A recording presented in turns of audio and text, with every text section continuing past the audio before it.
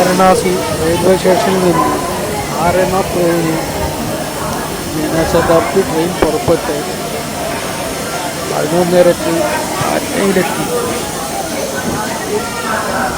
Ticket reserve ചെയ്തിരുന്നു. ട്രെയിനിൽ തിരക്കുണ്ടായിരുന്നെങ്കിലും ബുദ്ധിമുട്ടുണ്ടായിരുന്നില്ല യാത്ര. തലേദിവസം തന്നെ മുറിയുടെ വാടക കണക്കാക്കി വെക്കാൻ മാനേജറോട് പറഞ്ഞിരുന്നു. തലേദിവസം പൈസ അടച്ച് തീർക്കാമെന്ന് പറഞ്ഞിട്ട് അവർ വേണ്ട, പിറ്റേ ദിവസം അടച്ചാൽ മതി എന്ന് പറഞ്ഞു. പക്ഷേ 5:30 ചെല്ലുമ്പോഴേക്കും എല്ലാം ശരിയാക്കി വെച്ചിരുന്നു. അവിടുന്ന് നടന്നു പോകാനുള്ള ദൂരമുള്ളൂ. അതുകൊണ്ട് ഓട്ടോയൊന്നും വിളിച്ചില്ല. 5:30 നടന്ന് 6 മണിക്ക് മുമ്പ് ഞങ്ങൾ അവിടെ എത്തി. സ്റ്റേഷനിൽ തിരക്കാണ്, ട്രെയിൻ കയറാനും തിരക്കായിരുന്നു. എന്നാലും യാത്ര കുഴപ്പമുണ്ടായിരുന്നില്ല. വാരണാസിയിലെ കാഴ്ചകളെല്ലാം കണ്ട് കഴിഞ്ഞിട്ടില്ല. എന്നാലും 3 രാത്രി ആയല്ലോ, തിരിച്ചു പോരണ്ടേ. സാരനാഥിലും കാഴ്ചകളെല്ലാം പൂർത്തിയായിട്ടില്ല. ഇനിയും പോകാമല്ലോ. അതെ, ഒരിക്കൽ കൂടി പോകണം. വാരണാസി എന്നും ആകർഷണമാണ്. സാരനാഥിൽ ചെന്ന് കുറച്ച് നേരം സന്യാസിയല്ല, ധ്യാനത്തിലിരിക്കണം നല്ലതല്ലേ. ധ്യാനം എന്ന് പറയുമ്പോൾ വെറുതെ ഇരിക്കുക, അതും ഒരു സുന്ദരം. പാറ്റ്നയിലും കാണാനുണ്ട് കേട്ടോ. എന്തുകൊണ്ടെന്നാൽ ചരിത്രം അവിടെയുമുണ്ട്. സ്വാതന്ത്ര്യ സമരം അവിടെയും നടത്തിയിട്ടുണ്ട്. മഹാത്മാഗാന്ധി അവിടെയും വന്നിട്ടുണ്ട്. ഇതും ഗംഗയുടെ നദീതീരമാണ് കാണുന്നത്. ഇന്നെന്തോ ഒരു പൂജയുള്ള സമയമായിരുന്നു. അതുകൊണ്ട് നദീതീരത്ത് ജനങ്ങൾ അധികം കൂടിയിട്ടുണ്ട്. പാറ്റ്ന മെട്രോയ്ക്ക് വേണ്ടി പണിയുന്നു.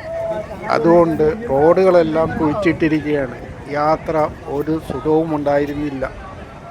മെട്രോയിൻ്റെ പണി ഒരു 5-6 കൊല്ലം എടുക്കുമായിരിക്കും. അത് കഴിഞ്ഞിട്ട് ഇനി പാറ്റ്നയിലേക്കുള്ളൂ.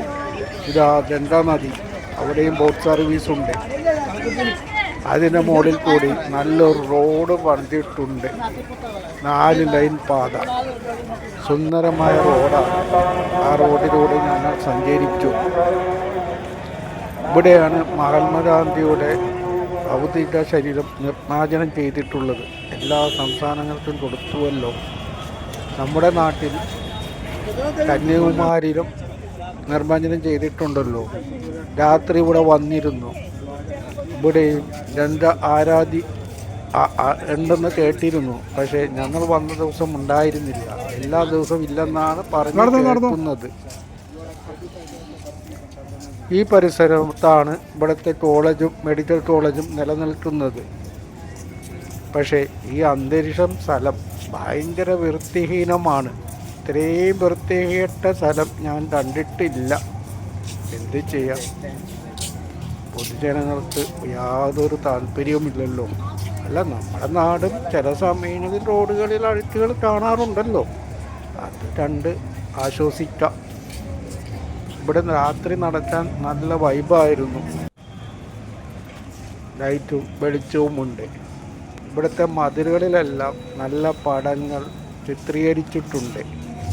ഏതോ ഒരു ചിത്രകാരൻ നല്ല ഭംഗിയായി അതിൽ മുഴുവൻ പടം വരച്ചു വെച്ച് ഇങ്ങനെ കണ്ട് ഇങ്ങനെ നടക്കുന്നത് സുഖം തന്നെയാണ്. പല പടങ്ങളാണ്. ഒരാൾ തന്നെയാണ് വരച്ചിരിക്കണമെന്ന് തോന്നുന്നു. എന്തായാലും ഇങ്ങനെ ചെയ്യാൻ തോന്നിയതുകൊണ്ട് ഇവിടെ നോട്ടീസുകളോ വാൾ പോസ്റ്റുകളോ രാഷ്ട്രീയക്കാരുടെ പരസ്യവാചകങ്ങളോ ഒന്നുമില്ല. ശുദ്ധിയായി തന്നെ നിലനിൽക്കുന്നു.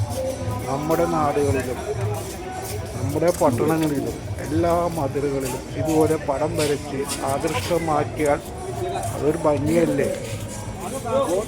ഇപ്പോൾ ഒരു കോടതി നേരിട്ടിടപെട്ട് വാൾ പോസ്റ്റുകളും നോട്ടീസ് ബോർഡുകളൊക്കെ മാറ്റി തുടങ്ങിയിട്ടുണ്ടല്ലോ.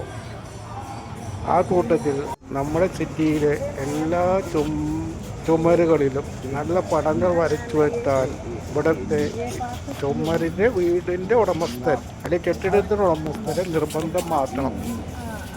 അതൊരു നല്ല കാഴ്ചയായിരിക്കും യാത്രക്കാർക്ക്, ടൂറിസ്റ്റുകൾക്കും. നിങ്ങളെല്ലാവരും എൻ്റെ ചാനൽ സബ്സ്ക്രൈബ് ചെയ്യണം, ലൈക്കും ചെയ്യണം, കമൻറ്റും ചെയ്യണം. എന്നാലും എനിക്ക് യൂട്യൂബിൽ പിടിച്ചു നിർത്താനാവും.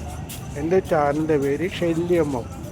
നിങ്ങൾ എൻ്റെ കൂടെ ഉണ്ടാകുമെന്നുള്ള പ്രതീക്ഷയിൽ ഈ വീഡിയോ കണ്ട നിങ്ങൾക്കെല്ലാവർക്കും നന്ദി.